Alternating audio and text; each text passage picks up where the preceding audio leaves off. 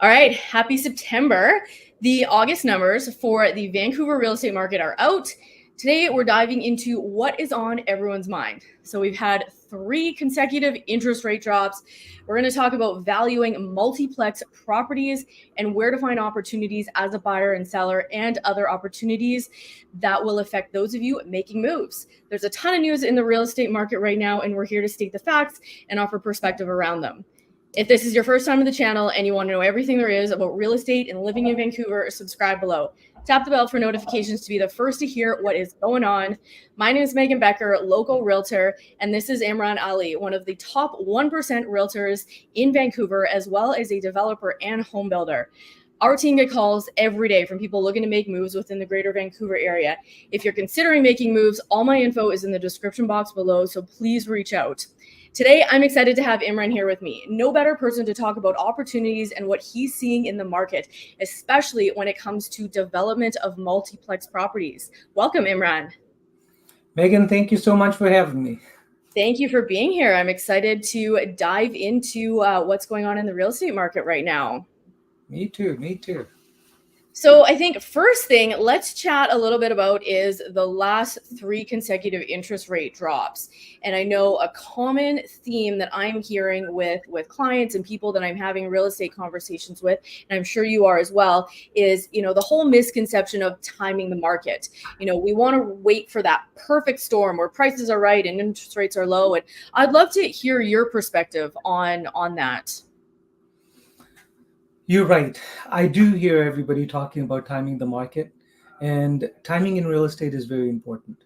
But I've been doing this for about 20 years, and in my time that I've been doing this, everybody that I've spoken to, including all the investments that I've done myself in real estate, you can't ever actually time the market.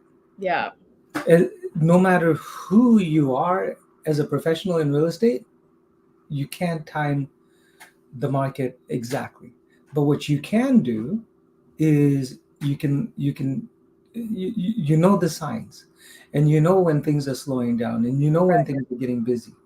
You can't actually time the exact bottom, but when people are saying that they're trying to time the market, personally I think they're making a big mistake, because as soon as you think you've timed the market's actually started getting busy.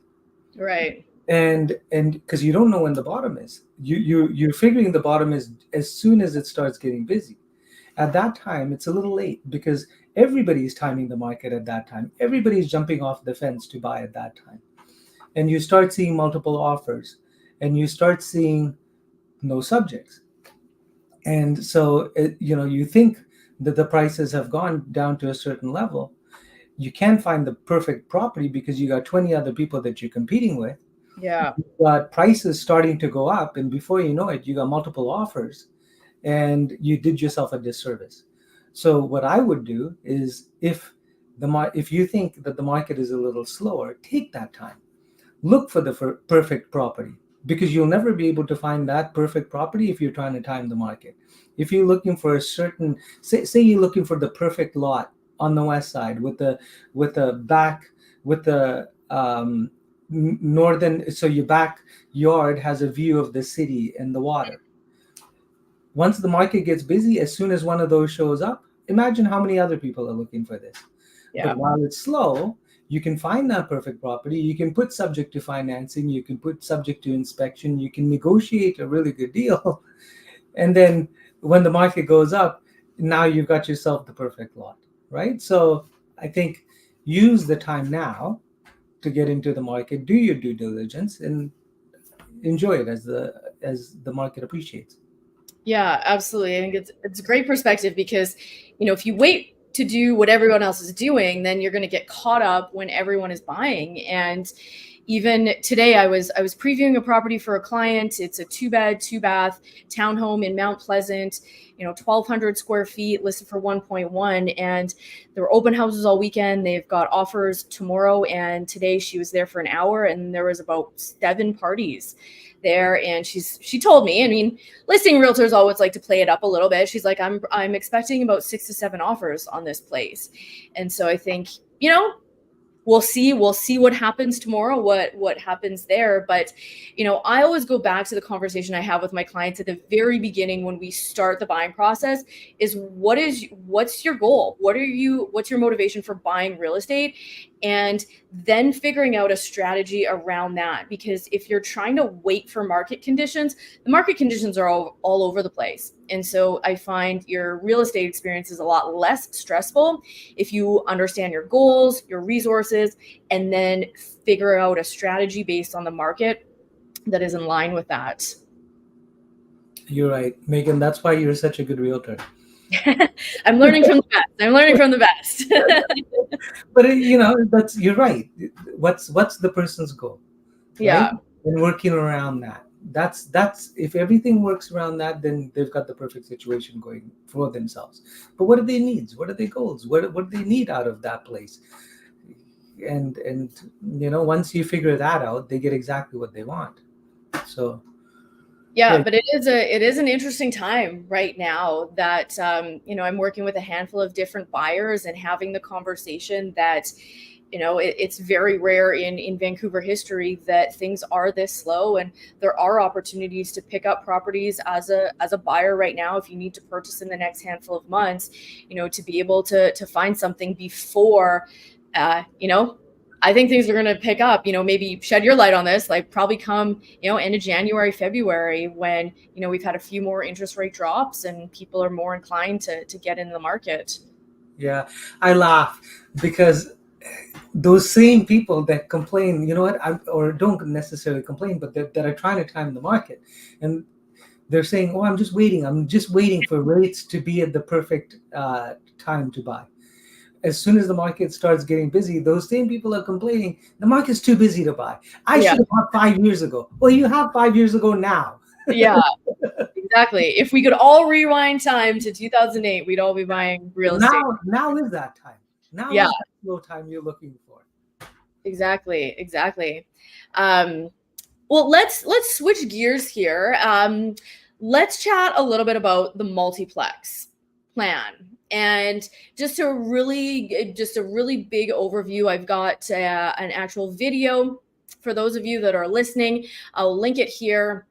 And I dove into the Multiplex plan, what it is, how to look for properties, different types of opportunities that are available there. But there are a lot of opportunities right now. And I'd love for you to share about that, Imran, because of your background as a builder and developer. Talk to us a little bit higher level, and then let's dive into a little bit more specifics on what's got you excited about the Multiplex plan right now. Well, with the Multiplex plan, what I like the most is if you're trying to put multiple units together. In the past, you had to work with multiple landowners to try to, and you're dealing with these multiple personalities to try to assemble a piece of land. Now with the Multiplex, you don't need to deal with multiple landowners. It's just one home. And off of that one home, you can put 4 to 6, and if it's going to be all rental, you can do 8 units. So I think this is huge, and I think people don't really understand the value of this at the moment. And as they start seeing, I've done my numbers, and you can see the profit that's created when you develop one of these. And as more and more people become aware of the profit, and more realtors are aware of how to appraise one of these properties, you'll see the land start to go up in value a lot, and drastically and fast. And you'll see institutions get involved with this because this makes a lot of sense. Yeah. And so you'll see the land go up a lot, and it'll be a little bit too late for a lot of people to get involved. So how do you value one of these? You said high level. High level wise, what I would do with my development background is you always look for where did a similar property, what you're building, where was the highest price per square foot sale of something similar to this, right? When you start understanding where people are willing to spend their money for something similar, and what do you consider similar? Similar might be attached, right? Other attached places, other duplexes, or other townhomes. What was the highest price per square foot sale in this specific area. Once you understand that, then start to understand what was it about that. Was it the location? Also, with the location, was it the amenities that was included in the property, or was it the finishings? What was it? Was it the certain style? And start to see a pattern. Once you understand the pattern, I think it makes a lot of sense to be able to replicate that and make it a little bit better. Yeah, exactly. I liked how you talking about value there, because that is something that I'm encouraging. Like, for those of you that are looking at selling your property, um, make sure that you hire a realtor that understands how to value multiplex properties, because there's essentially two things that you need to take into consideration. So obviously the first one is a regular CMA that we would do for a regular single family home, but now understanding that you can now develop more units on this lot, there's a second piece to understanding value. So Imran, maybe dive into a little bit about that current homeowners need to understand and they need to be aware of when they're looking at hiring a realtor if they're selling their property. Yeah, so one of the ways to value a property, what some people do, and I think other realtors would be doing this, they'd be looking at comps. Mm-hmm. And they'd see what something similar sold for, and that's how they put their comps together with the value. The other way is like a cost comparison.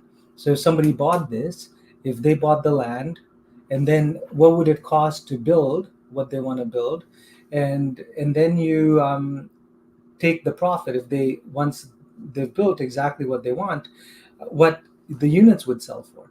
So once they've got a total of how much they're able to make on this property, you take 15 to 20% away, and usually you put a value on it that way. I think it'll start to change. A lot of people are doing comps, but it will change, and they'll start doing cost comparisons to this, similar to how they value commercial property. Yeah. Yeah. So understand, like, ensuring that your realtor understands how to truly value and make sure that you're not leaving any money, leaving any equity on the table there. Yeah. Uh, Another thing homeowners might also want to do is, I'm seeing a lot of people talking about doing co-ventures, and that's another way of making sure that they don't leave any money on the table as well. okay. Tell me a little bit more about what that is. Well, a lot of builders are partnering up with the home owners to develop this with the homeowner. So this Right. way you get to make profit all the way till the end, where you sell it and pull the profit out and sell it at the same time. So you get to be the developer with the developer, which is Yeah. a nice way to do it.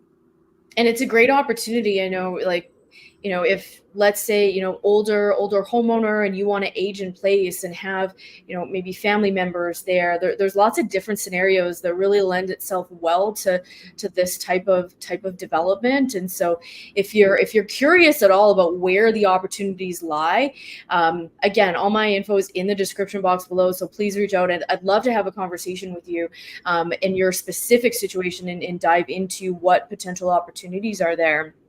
But you're obviously a developer. What do you look for? Like, what would be the top three criteria in your next piece of property that you would pick up? Well, I look for where I'm going to make the most money, right? So developers look at everything with logic.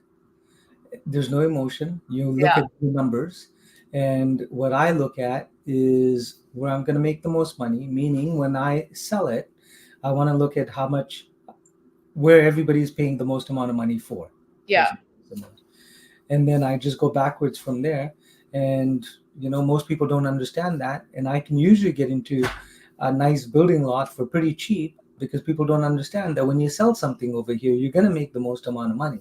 hmm So I think understanding where you're going to be able to make the most amount of money and working your way backwards, and then just knowing how much you want to pay for this. And if it starts getting too emotional, walking away, there's always another lot that comes up.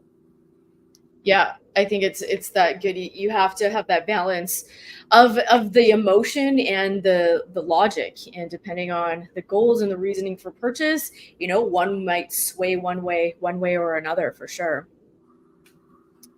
Yeah. Let's talk a little bit more about just general opportunities in the market right now. So we've got more inventory, sales have slowed. Like, where were specific pockets that you're seeing opportunities right now for buyers? So it depends. It depends on what you want. If you want to make a lot of money right now, and if you have a lot of money to invest, I would think about buying land. I Yeah. would think about buying land close to a SkyTrain station as possible. We know that the province has zoned all these sites, TOD sites, transit-oriented sites, and the closer you are to the SkyTrain, the more density that you can get. Yeah. And developers will pay you a lot of money for this. So that's what I would do. And if you don't have a lot of money, I see the pre-sale game being a good situation as well, because the developers that have bought these places need to unload these, and they're offering some very good incentives to get involved. And so you can get involved and you can get you've got a brand new unit. You've got these developers have done a lot of research to find the perfect spot to build these units. They've done a lot of research to get these designers who typically, if you were to go get your own designer, you'd be paying so much for this. The developer has done for you. So you've got a brand new unit that's got a 10-year warranty on it. It's designed well, it's got nice amenities, and you've got it at today's prices, and you don't have to, and you can spend a bunch of time to save your money until it closes, which is usually 2 years from now. And by that time, rates will be at the perfect spot. So I think, if you've got a little bit of money, think about pre-sales.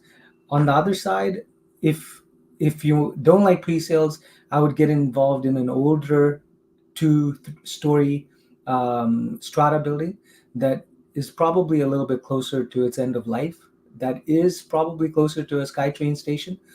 You know that they'll be doing a strata wind up at some point soon, and you could probably get double your money out of there and keep it rented out in the meantime, and you didn't have to put too much down into it.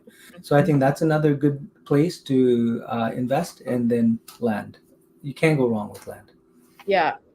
Yeah, I think it's understanding what's going in the market, and then being able to foresee that. And you made a really interesting point when we were just chatting prior to jumping on this and us as real estate agents, I catch myself saying this all the time, that, well, we don't have a crystal ball, but I project, or I believe that XYZ might happen. And you had a really interesting point there. I'd love for you to elaborate on that. Tell me, do you have a crystal ball? I don't have a crystal ball. I wish I did. And I've spoken to some people that the news, or people that consider themselves professionals in real estate, consider experts.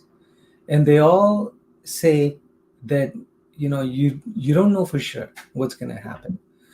So we don't have a crystal ball, but we do know, if you pay attention to zoning, if you pay attention to stats, if you pay attention to what's happening in Vancouver, you can see that, for example, the rezoning. So the rezoned TOD sites. We don't have a crystal ball, but we do know that they've given more density there. So we know for sure that that's going to go up. So you kind of do have a crystal ball if you think about it, right? Yeah.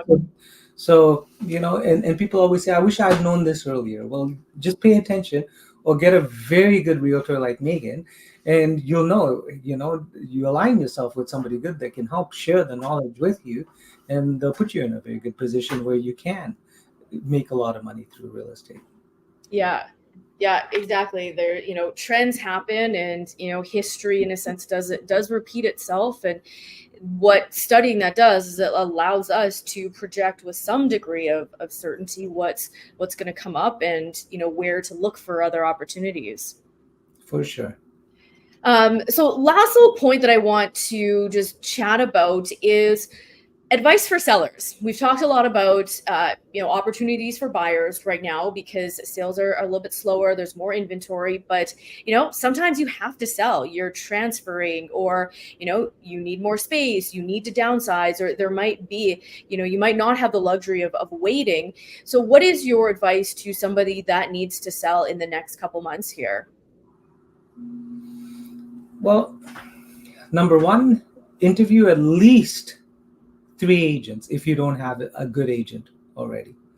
If you have a good agent, make sure your agent is very knowledgeable, knows their stats. If your agent doesn't know their stats, get rid of your agent.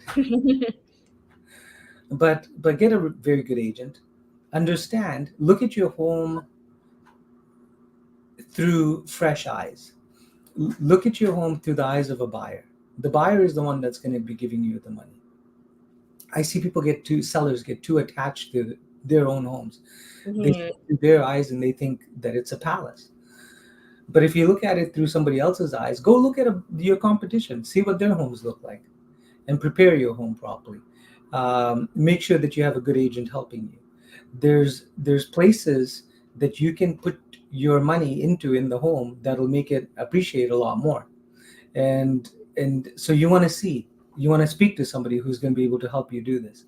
And I see a lot of sellers, they say, you know what, I'm going to prepare my home for selling, and they put all this money into places where they're never going to see the returns. Yeah.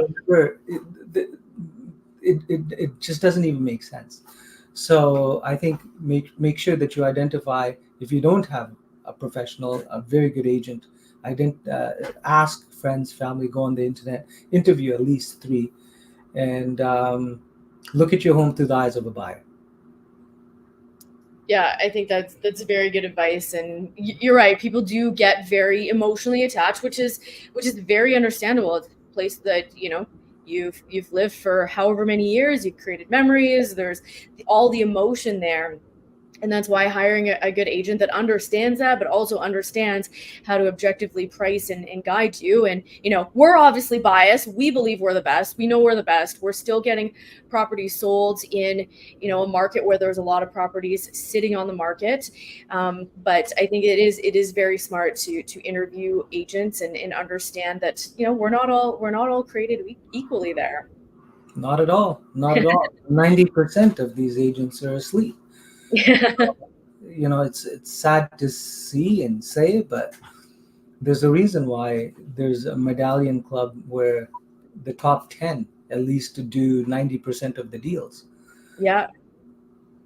And that's this team here. So anyways, with all that, we're going to wrap up here. I still want to share the numbers here for those of you that are a little bit more analytical and anticipating the actual numbers of what's going on in the market. So the August numbers, sales were at 1,904, which was down 18% month over month, down 17% year over year, and down 26% over the last 10 years. Listings are sitting at 13,812, which is down 4% month over month, and actually up 37% year over year, and up 20% over the 10-year average. The sales to active listing ratio for all residential properties is sitting at 14%. Detached properties, 10%, attached 18%, apartments are sitting at 17%. So anything under that 12%, we're sitting at really at a buyer's market there. Anything over 20% is really in that seller's market. Benchmark sale price, all residential, we're sitting just under 1.2 million, which is pretty flat month over month, down 1% year over year. Detached properties are sitting at 2,048,400, which is flat month over month, up 2% year over year. Attached properties are sitting at 1,019,300, which is down 1% month over month, up 1% year over year. And apartments are sitting at 768,200, which is flat month over month and year over year. So as always, if you guys have any questions about what's going on in the market, if you're considering making a move, all my info is in the description box below. I'd love to reach out and have a conversation. And thank you again, Imran, for joining me on this, and looking forward to chatting with everyone next month.